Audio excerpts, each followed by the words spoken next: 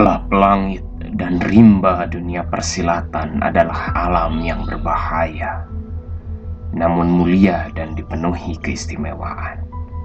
Mereka yang lahir dan memilih menapaki jalan pedang sudah pasti saling bersilang satu dengan lainnya. Di antara mereka hadir seorang pemuda yang menggemparkan dunia itu. Ia bernama Rundaka. Mewarisi ilmu pukulan permuk tulang, ia menciptakan legenda atas dirinya sendiri. Namun, takdir yang belum diketahui Rundaka adalah ia tidak hadir untuk menjadi pesilat terhebat.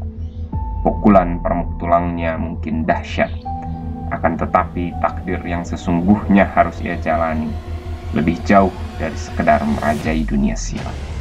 Rundaka harus siap akan takdirnya ini.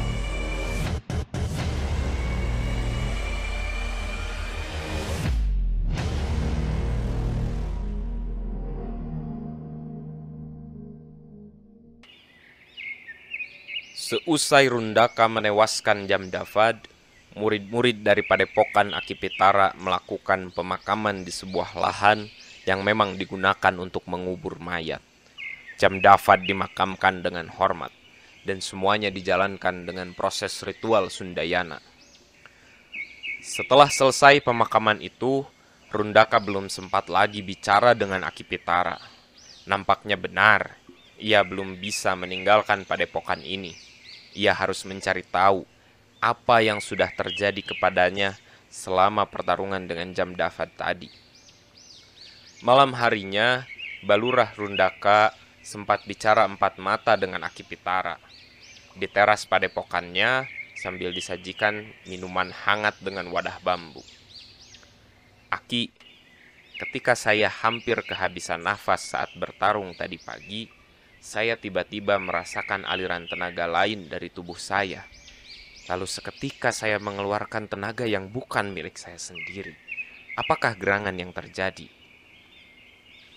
Akipitara mengamatinya lalu bertanya, "Ketika berjalan menembus alam gaib, apa yang engkau temukan?" Lalu Rundaka menceritakan seluruhnya, termasuk ketika ia melihat dua pendekar yang sedang bertarung. Akipitara kemudian menjawab, "Untuk menjawab pertanyaanmu tadi, Aki akan mengajakmu untuk kembali menembus alam gaib. Apa kau siap?"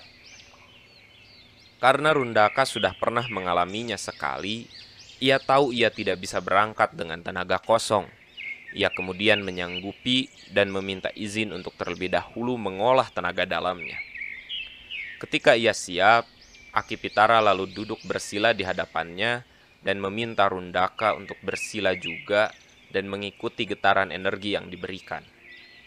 Seketika itu juga Rundaka merasakan ada yang menarik ubun-ubunnya. Kali ini dengan kesadaran yang lebih utuh, Rundaka bisa mengamati apa yang tengah terjadi. Ia tahu bahwa bukan tubuhnya yang melayang-layang, tetapi energi tubuhnya lah yang sedang pergi ke alam lain. Ia kini melihat seluruh pemandangan itu dengan jelas. Ia seolah melayang di atas langit menembus bintang-bintang dan tiba di sebuah tempat seperti pedesaan.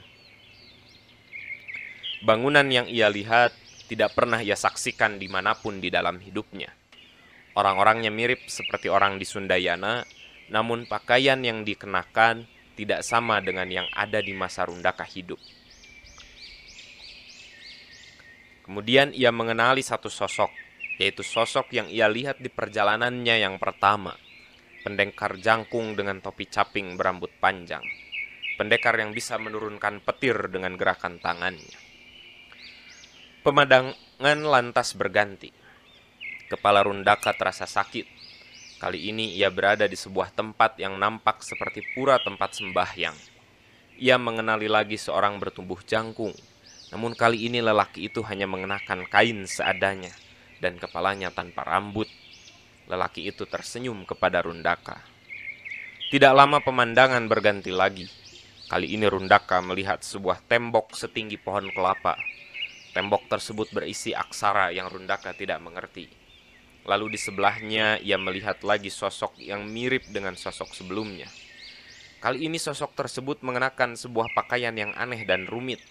Ia sedang memegang sebuah benda yang mirip dengan daun lontar. Lelaki itu tengah menulis sambil sesekali melihat tembok besar tersebut. Jika diperhatikan, sosok yang satu ini potongan rambutnya serta gurat wajahnya mirip dengan Rundaka. Semua sosok yang dilihatnya itu mirip satu dengan lainnya. Ia kemudian seolah menyadari sesuatu. Lalu ketika ia menyadarinya, sebuah kata tiba-tiba saja memasuki telinganya. Dan ketika ia baru saja mendapatkan kata tersebut, ia kembali ditarik ubun-ubunnya dan justru kembali ke alam nyata yang sekarang. Karena sudah mengolah tenaga dalam terlebih dahulu, Rundaka tidak pingsan lagi. Tapi keringat kecil bercucuran dari dahinya. Ia langsung menghadap Aki Pitara. "Aki, apa arti kata Kamanduka?" Si Aki tersenyum. Ia kemudian bertanya kepada Rundaka. "Sebelum kujawab, siapakah orang-orang yang kau temui?" Rundaka terdiam sejenak, lalu menggeleng.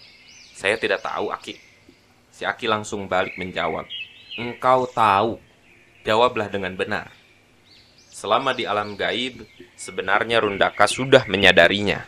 Kemudian dengan ragu-ragu ia menjawab, "Apakah orang-orang itu adalah saya?" "Benar," jawab Aki Pitara pendek. "Tapi bagaimana mungkin? Saya ada di sini," tanya Rundaka kebingungan. Lalu Aki Pitara menjawab, "Kehidupan adalah perjalanan jiwa dari satu tubuh ke tubuh yang lain untuk menyelesaikan tugasnya yang belum selesai.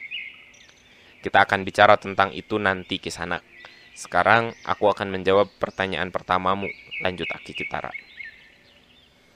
"Kamanduka adalah sebuah ajian khusus yang hanya bisa engkau yang memahaminya dan menggunakannya.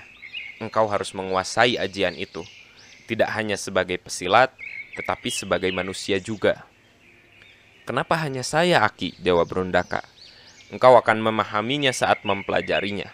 Dengar Rundaka, jagad persilatan itu sungguh luas, bahkan lebih luas dari dunia. Selain luas, ia juga bertingkat semacam langit. Jamdavad dan Kebo Ireng mungkin hanya ada di tingkat langit yang pertama. Masih banyak lagi langit di atasnya. Kau sudah tidak berada di langit yang ini." "Bagaimana Aki tahu?" "Ketika engkau membebaskan diri dari jurus Jamdavad, engkau sebenarnya baru saja membangkitkan sedikit dari ingatan yang engkau bawa di dalam tubuhmu pada kehidupan sebelumnya. Hanya pesilat di langit yang lebih tinggi yang bisa melakukan hal itu. Engkau harus segera menguasai ajian Kamanduka agar dapat memahaminya." Kepala Rundaka kali ini benar-benar pusing. Ia tidak bisa mencerna dengan cepat seluruh perkataan Aki Pitara. "Bolehkah saya membaca kitab tentang ajian Kamanduka itu?" tanya Rundaka. "Kitab itu tidak ada di sini," jawab Aki Pitara. Rundaka mengernyitkan dahi. "Engkau harus mengambilnya di Gunung Sanghyang Tikara. Di sanalah kau akan mendapatkannya. Jika tenagamu telah pulih, engkau bisa berangkat segera." Rundaka merasa tidak tenang dan gelisah dengan semua pengetahuan baru ini. Ia tidak bisa menganggapnya sebagai kebenaran, namun ia harus memastikan dirinya sendiri. Ia selalu ingat perkataan gurunya, ilmu hanya akan didapat setelah seseorang mengalaminya. Jika tidak, ia tidak lebih dari omongan orang lain. Rundaka harus bergegas menuju Gunung Sanghyang Tikara untuk menemukan kebenaran tentang ilmu Kamanduka dan tentang dirinya sendiri.